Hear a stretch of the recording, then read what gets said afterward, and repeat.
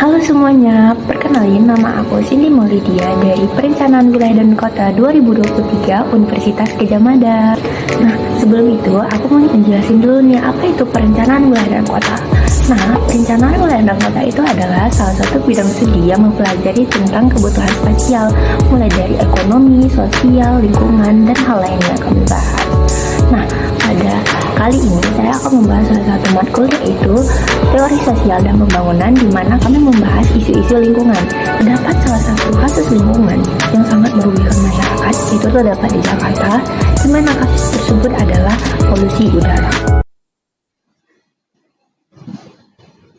Sumber utama dari polusi udara yang ada di DKI Jakarta salah satunya adalah asap knalpot kendaraan, pembakaran batu bara, aktivitas konstruksi, pembakaran terbuka, debu jalan, dan aerosol sekunder garam laut.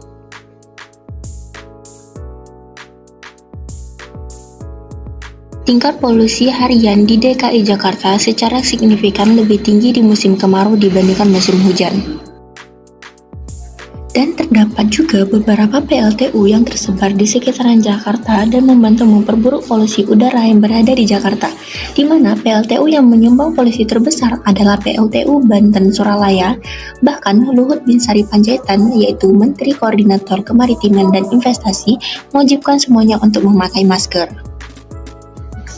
Bahkan dari polusi udara tersebut juga menyebabkan penyakit seperti asma bronkial, penyakit paru atau obstruktif kronis, infeksi saluran pernafasan akut, pneumonia, bahkan dengan jantung koroner.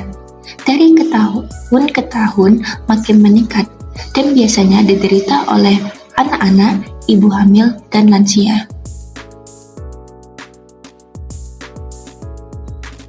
Akibat dari banyaknya masyarakat yang terkena penyakit dikarenakan polusi udara tersebut, menyebabkan pada tanggal 4 Juli 2019, 32 warga negara melayangkan gugatan citizen lawsuit ke Pengadilan Negeri Jakarta Pusat, di mana yang dilayangkan gugatan tersebut adalah Presiden Republik Indonesia, Menteri Lingkungan Hidup dan Kehutanan, Menteri Dalam Negeri, Menteri Kesehatan, Gubernur DKI Jakarta, Gubernur Jawa Barat, dan Gubernur Banten.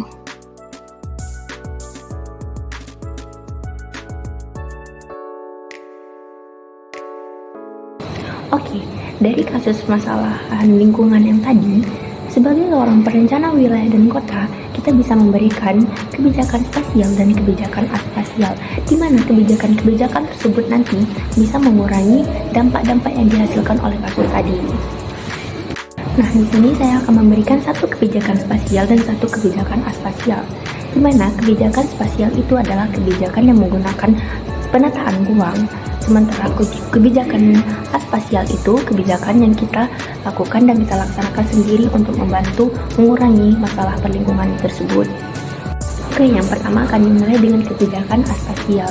Kebijakan aspasial yang saya berikan adalah memberikan transportasi yang memadai dan juga banyak. Dikarenakan polusi dari asap kendaraan itu adalah salah satu yang terbesar untuk menyumbang polusi yang ada di Jakarta.